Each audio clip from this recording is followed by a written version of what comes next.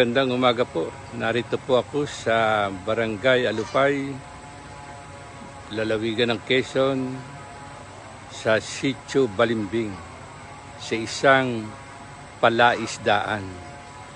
Ang makikita po ninyo ay ang mga nakalutang, yan pong mga gumagalaw-galaw. Malalaki na po ang mga tilapia. Ang buhay po dito kapag ikaw ay may sipag at tiyaga, mapamaraan, ay malalampasan po ang hirap sa buhay.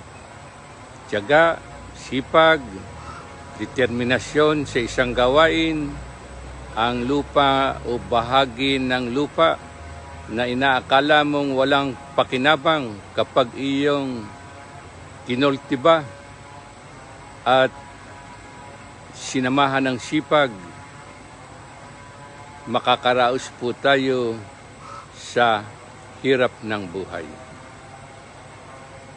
Yan po ang palaisdaan dito sa Sitio Balimbing.